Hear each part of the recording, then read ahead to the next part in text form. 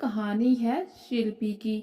शिल्पी अपने पिताजी और सौतेली माँ के साथ रहती है। शिल्पी की एक सौतेली बहन भी होती है। शिल्पी के पिता उससे बहुत प्यार करते हैं। शिल्पी के पिता नहीं चाहते कि उनकी बेटी एक पल के लिए भी उनकी आंखों से दूर हो, इसीलिए उन्होंने शिल्पी के लिए घर जमाई ढूंढा, जिसके कारण शिल्पी अपनी शादी के बाद भी अपने मायके में ही रहती है। शिल्पी भी अपने जीवन में बहुत ही खुश होती है। ऐसे ही कुछ समय बीत जाता है। एक दिन अचानक से उसके पिताजी की तबीयत बहुत ज्यादा खराब हो जाती है और देखते ही देखते शिल्पी के पिताजी गुजर जाते हैं। शिल्पी के पिताजी के गुजरने के बाद सौतेली माँ अपना असली रूप दिखाती है। वो शिल्पी और उसके पति को घर से निकाल देती है। घर से निकलने के बाद शिल्पी अपने पिताजी के पुराने पड़े घर में अपने पति के साथ रहने के लिए चली जाती है। अब शिल्पी और उसके पति की हालत बहुत ही खराब हो जाती है। उनके पास ना तो कोई काम है और ना ही घर में खाने के लिए अनाज है। दोनों पति पत्नी इस बात से बहुत परेशान होते हैं कि अब घर का गुजारा कैसे चलेगा। बहुत सोचने के बाद दोनों पति पत्नी ये तय करते हैं कि वो मूर्तियां बनाकर बेचेंगे और फिर शिल्पी और उसका पति बहुत ही मेहनत करते हैं। वो बहुत सारी सुंदर सुंदर मूर्तियां बनाते हैं। मूर्तियां बनाने के बाद शिल्पी का पति उससे कहता है, देखो शिल्पी, आज मैंने बहुत ही सुंदर सुंदर मूर्तियां बनाई हैं। मुझे तो लगता है कि आज हमारी सारी मूर्तियां बिक जाएंगी और हमें अच्छी अच्छी कमाई होगी। शिल्पी भी मूर्तियों को देखकर बहुत ही खुश होती है और कहती है, मुझे भी यही लगता है कि आज हमारी सभी मूर्तियां बिक जाएंगी, क्योंकि सभी मूर्तियां एक से बढ़कर एक हैं। और फिर शिल्पी कहती है, आज अगर बिक्री अच्छी हुई तो मैं एक नई कढ़ाई खरीदूंगी, क्योंकि पुरानी कढ़ाई में खाना जल जाता है। और फिर मैं आपके लिए हर रोज नए नए पकवान बनाऊंगी। तो इस पर शिल्पी का पति कहता है, अरे सिर्फ कढ़ाई क्यों, पतीला, कुकर, बर्तन, गिलास, कटोरी, थाली, ये सब खरीद लेना। तो इस पर शिल्पी कहती है, अरे मुझे इतना सब कुछ नहीं चाहिए,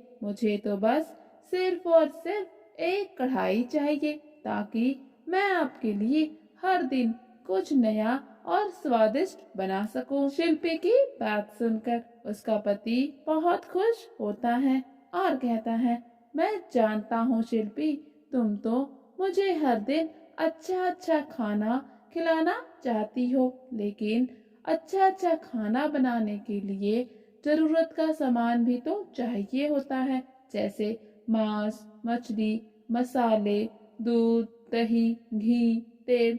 लेकिन ये सब तो मैं शायद तुम्हें कभी भी लाकर नहीं दे पाऊंगा। तो शिल्पी कहती है, अरे आप ऐसी निराशा भरी बातें क्यों करते हैं? हम दोनों मिलकर बहुत ज्यादा मेहनत करेंगे, देखना फिर एक दिन हमारे भी सारे सपने पूरे हो जाएंगे। लेकिन इतनी मेहनत करने के बाद भी शिल्पी और उसके पति का एक भी खिलौना बाजार में नहीं बिकता। खिलौने न बिकने के कारण दोनों पति पत्नी बहुत ही दुखी हो जाते हैं। शिल्पी का पति कहता है, मैंने तो सोचा था कि अगर आज अच्छी बिक्री होगी तो मैं तुम्हें नई कढ़ाई लाकर दूंगा, लेकिन अब तो मुझे लगता है दाल चावल के भी पैसे नहीं हैं। शिल्पी अपने पति को समझाती है कि ऐसे निराश नहीं हुआ करते, अगर आज बिक्री नहीं हुई तो क्या हुआ, कल बिक्री जरूर होगी। और फिर घर वापस आते समय शिल्पी और उसके पति को एक बूढ़ी औरत मिलती है जिसके पास एक बहुत ही सुंदर कढ़ाई होती है। कढ़ाई पर जैसे ही शिल्पी की नजर पड़ती है तो वो बस एक टुक उसको देखते ही रहती है। इस पर बूढ़ी औरत उससे कहती है, अरे बेटी, ऐसी क्या देखती हो? अगर तुमको ये कढ़ाई अच्छी लगी तो तुम इसे खरीद लो। वैसे भी सारी कढ़ाई बिक गई, ये बस एक ही कढ़ाई बची है, इसे तुम रख लो। इस पर शिल्पी कहती है, लेकिन बूढ़ी अम्मा, हमारे पास पैसे नहीं हैं। तो बूढ़ी अम्मा कहती है, मैं जानती हूँ कि आज तुम दोनों की बिक्री नहीं हुई, तो मैंने कहा तुमसे पैसे मांगे। ये कढ़ाई तुम ऐसे ही रख लो। शिल्पी बूढ़ी अम्मा से कहती है, लेकिन अम्मा, आप ऐसे हमें कढ़ाई मुफ्त में क्यों दे रही हैं? तो अम्मा कहती है, अरे मैं कहाँ तुम्हें कढ़ाई मुफ्त में दे रही हूँ। अपने थैले से एक खिलौना निकालकर मुझे दे दो। और फिर जाते जाते बूढ़ी अम्मा शिल्पी से कहती है, बेटा, आज से तुम्हारा मन जो भी खाने को करे इस कढ़ाई में बनाकर खा लेना। तो इस पर शिल्पी कहती है, लेकिन अम्मा, हमारे घर में तो खाने के लिए अनाज ही नहीं है, तो मैं क्या बनाकर खाऊंगी? तो इस पर बूढ़ी अम्मा कहती है, मैंने कहा ना, जो भी मन हो वो इस कढ़ाई में बनाकर खा लेना। बस एक बार कढ़ाई से कह देना कि तुम्हें क्या खाना है। और फिर दोनों पति पत्नी कढ़ाई को लेकर घर आ जाते हैं। घर आकर शिल्पी का पति उससे कहता है, क्या सच में जो हम बोलेंगे ये कढ़ाई हमें बनाकर देगी? तो शिल्पी कहती है, जी हाँ, याद नहीं बूढ़ी अम्मा ने क्या कहा था? आखिर बूढ़ी अम्मा झूठ क्यों बोलेगी? मैं अभी कढ़ाई को चूल्हे पर चढ़ा देती हूँ। और फिर शिल्पी कढ़ाई को चूल्हे पर रख देती है और कहती है, दे दो कढ़ाई वही पकवान जिसे खाना चाहे मेरा मन, मुझे पनीर की सब्जी दे दो। तो कढ़ाई में पनीर की सब्जी बनकर तैयार हो जाती है।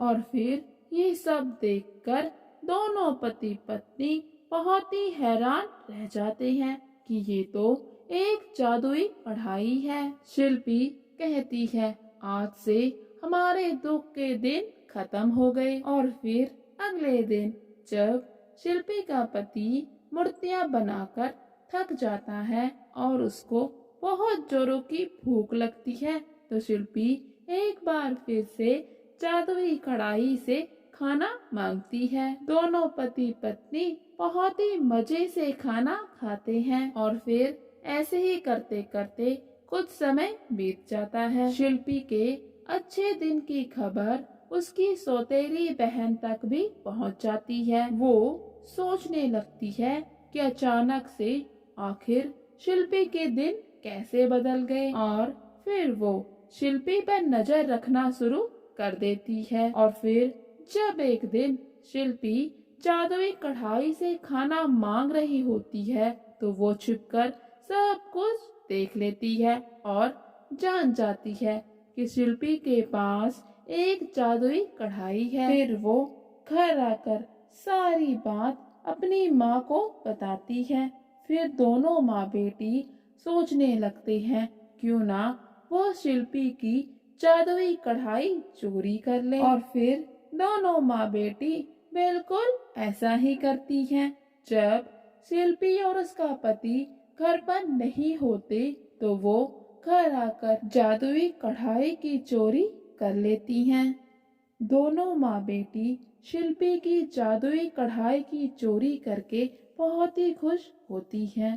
फिर वो सोचती हैं, क्यों ना वो भी आज जादुई कढ़ाई से कुछ अच्छा व्यंजन बनाकर खाएं। सौतेली बहन कढ़ाई से जैसे ही खाना मांगती है तो कढ़ाई में पत्थर आ जाते हैं। और फिर सौतेली माँ जादुई कढ़ाई से खाना मांगती है तो कढ़ाई में कोयले आ जाते हैं। ये सब देखकर दोनों माँ बेटी समझ जाती है कि ये कढ़ाई सिर्फ और सिर्फ शिल्पी के लिए है, उनके लिए नहीं। और फिर कुछ ही समय में जादुई कढ़ाई से आग बरसने लग जाती है, जिसे देखकर दोनों माँ बेटी बहुत ही डर जाती हैं। देखते ही देखते आग की लपटें बहुत ज्यादा बढ़ने लग जाती हैं। इतने में शिल्पी भी अपनी कढ़ाई को ढूंढते ढूंढते वहाँ पर आ जाती है। शिल्पी